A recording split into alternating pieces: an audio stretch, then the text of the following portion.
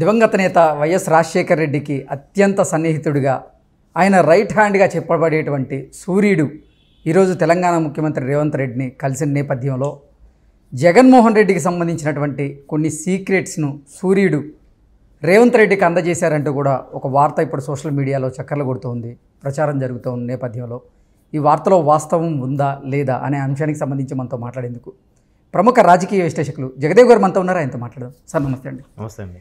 Sir, YS Rajasekhara రెడ్డికి అత్యంత సన్నిహితుడిగా ఆయన రైట్ హ్యాండ్గా చెప్పబడేటువంటి సూర్యుడు ఈరోజు తెలంగాణ ముఖ్యమంత్రి రేవంత్ రెడ్డి గారిని కలిశారు.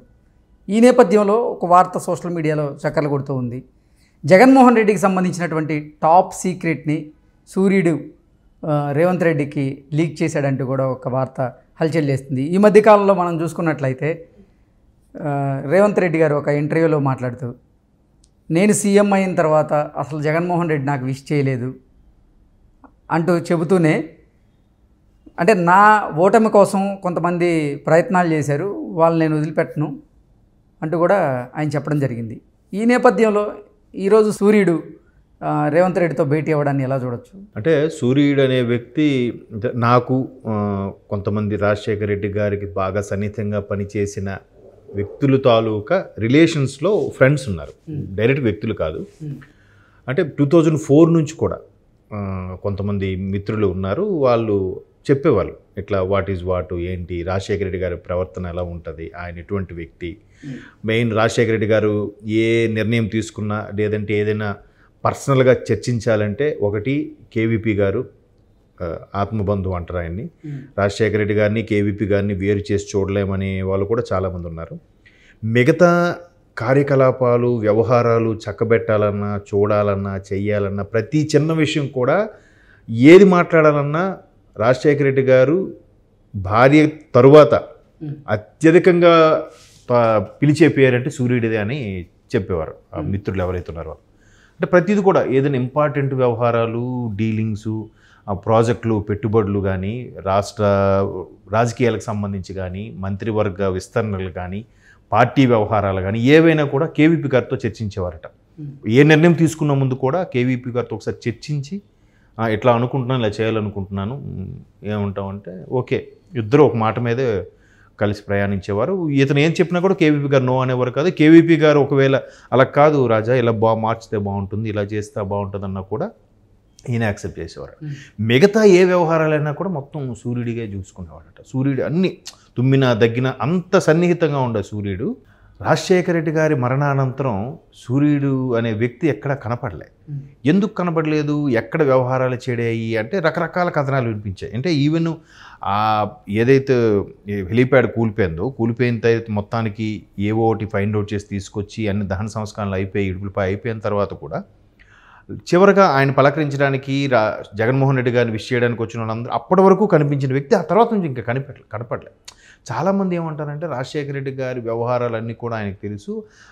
అప్పట్లో కథనాలు ఏంటంటే ఆయన్ని దాచేశారు, ఆయన్ని కిడ్నాప్ చేశారు, లేదా ఆయనే పరారైపోయాడు, ఆయన ఎందుకో భయపడుతూ ఎక్కడికో వెళ్ళిపోయాడు, రకరకాల కథనాలు. అంటే అప్పుడు ఎంత విస్తృతంగా సోషల్ మీడియా కూడా లేదు 2009లో, బట్ విపరీతమైన కథనాలు వచ్చేవన్నమాట. ఎట్లాగండి, అలా ఉండేది, ఎలా ఉండేది అని.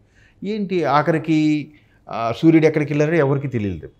ఈవెన్ కేవీపీ గారు కూడా ఉద్యమం, మన సమైక్యాంధ్ర ఉద్యమం, తెలంగాణ ఉద్యమం వరకు కూడా పార్లమెంట్లోనే కనిపించారు, కానీ తర్వాత ఆయన కూడా అంత అగ్రెసివ్గా లేరు ఎక్కడ వార్తల్లో కూడా. అయితే 2014 తర్వాత 2019లో ముఖ్యమంత్రి జగన్మోహన్ రెడ్డి గారు అయిన తర్వాత సూర్యుడు గారు ఒక సందర్భంలో విజయమ్మ గారిని కలవడానికి వెళ్ళి మళ్ళీ జగన్మోహన్ రెడ్డి గారిని పక్కన చేరడానికి అన్నట్టుగా వార్తలు వచ్చాయి అప్పట్లో. వెళ్ళి కలిస్తే మరి ఏం చెడిందో తెలియదు, కానీ విజయమ్మ గారు మళ్ళీ జగన్మోహన్ రెడ్డి గారు ముఖ్యమంత్రి పేషీలోకి రావడానికి విజయమ్మ గారే ముందు నిరాకరించి వెళ్ళిపోమని చెప్పారని కొంతమంది సన్నిహిత మిత్రులు చెప్పుకుంటూ విన్నాను. మరి అక్కడ ఏం జరిగిందో ఏం చెడిందో అనేది తెలియదు. చాలామంది ఏమంటారంటే రాజశేఖర రెడ్డి గారికి సంబంధించిన చాలా వరకు ఆయన పర్సనల్ వ్యవహారాలు కానీ, ఆస్తుపాస్తుల వ్యవహారాలు కానీ ప్రతిదీ కూడా సూర్యుడు అనే వ్యక్తికే ఎక్కువగా తెలుసు. కేవీపీ గారి తర్వాత ఎక్కువగా చర్చించేది, ప్రతి అంశంలో కూడా పక్కన నిలబడి ఉండేది సూర్యుడు ఒక్కరే, ఆయనకు తెలుసు. బట్ ఏమైందో తెలీదు, ఆయన్ని రకరకాలుగా అంటే ఎవరో వార్నింగ్ ఇచ్చారు అందుకే వెళ్ళిపోయాడని, లేదంటే ఆయన కనబడితే ఆయనకి ప్రాణానికే ప్రమాదమని రకరకాల వార్తలు వినిపించేవి. ఏది వాస్తవం మనకు తెలియదు. సో అప్పుడు మళ్ళీ వెళ్ళి కలిశారని అక్కడ వద్దులే ఇంకా జగన్మోహన్ రెడ్డి గారితో ఉండొద్దులే అంటే తిరస్కరిస్తే మళ్ళీ ఆయన వెళ్ళిపోయారని ఆ తర్వాత మళ్ళీ ఎక్కడ కనబడలేదు ఆయన ఏ పార్టీలో చేరినట్టు కానీ ఏ మంత్రి దగ్గర సహచరుడుగా ఉన్నట్టు కానీ లేదంటే సొంతంగా ఏదైనా వ్యవహారాలు చూసుకుంటున్నట్టు కానీ కూడా ఎక్కడ వార్తల్లో వినపడలేదు. మళ్ళీ ఇప్పుడు ఒక 5 ఏళ్ళ తర్వాత మళ్ళీ ముఖ్యమంత్రి రేవంత్ రెడ్డి గారిని కలవడంలో మాత్రం అంత ఇప్పుడు అట్లాంటి వార్తలు వినిపించిన నేపథ్యంలో రేవంత్ రెడ్డి గారిని కలవడం వల్ల ఏమవుతుందంటే ఏంటి అసలు ఎట్లాగ సూర్యుడు అనే వ్యక్తికి అంత ఇన్ఫ్లుయెన్స్ ఉందా?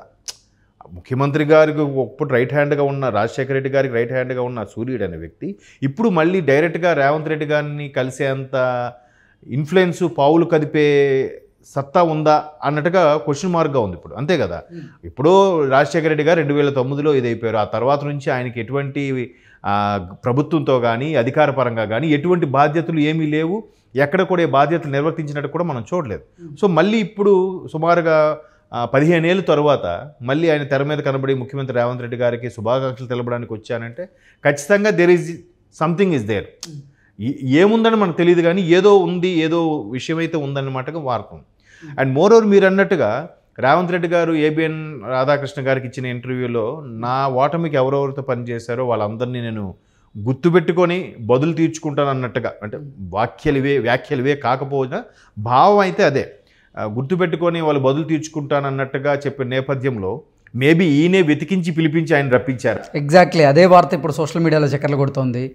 జగన్మోహన్ రెడ్డికి చెక్ పెట్టేందుకే రేవంత్ రెడ్డి సూర్యుడిని ఎక్కడున్నాడో పిలిపించండి అంటూ కూడా కొంతమంది అధికారులకి ఆదేశాలు జారీ చేశారని, అందుకే అధికారులు ఆయన్ని వెంట పెట్టుకొని వచ్చారన్నట్లు, ఈరోజు సూర్యుడు అందుకే కలిశారన్నట్లు కూడా ఒక వార్త బయటకు వస్తుంది. దాన్ని ఎలా చూడొచ్చు? అదే అంటున్నాను, నిజంగా ఆ వార్తలో వాస్తవం ఉందా? రేవంత్ రెడ్డి గారు జగన్మోహన్ రెడ్డికి స్కెచ్ పెట్టేందుకే సూర్యుడిని మరీ తెర మీదకి తీసుకొచ్చారా? అంటే జగన్మోహన్ రెడ్డికి సంబంధించినటువంటి టాప్ సీక్రెట్స్ నిజంగా సూర్యుడి దగ్గర నుంచి తెలుసుకునేటువంటి ప్రయత్నం రేవంత్ రెడ్డి చేస్తున్నారా అంటే ఏం చెప్తారు? అలాగే అనిపిస్తుందండి. మీరు ఈ క్వశ్చన్ అడగకముందే నేను మీకు మాట అన్నాను, గుర్తుందా? సూర్యుడు అనే వ్యక్తి 2009 తర్వాత 2019లో వచ్చారు అట అని కానీ నేను వార్తలో కూడా చూడలేదు.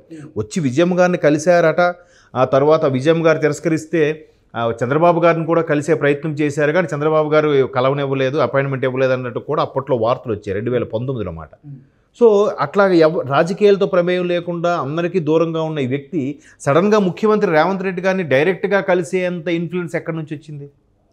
మేబీ మీరు అన్నట్టు ముఖ్యమంత్రి గారే పిలిపించుకున్నారా, లేదా ఈయన కూడా ముఖ్యమంత్రి గారి పిలుపు కోసం పావులు కదిపి అయ్యా నేను మీ దగ్గరకు వస్తాను, నాకు అంటే కాంగ్రెస్ హయాంలో ఉన్న వ్యక్తే కదా ఒక విధంగా. సూర్యుడు పరోక్షంగా రాజశేఖర రెడ్డి గారి అనుచరుడు అంటే ఖచ్చితంగా కాంగ్రెస్కి అనుచరుడు ఉన్నట్టే, ఎందుకంటే రాజశేఖర రెడ్డి గారు కాంగ్రెస్ తరపు ముఖ్యమంత్రి కాబట్టి.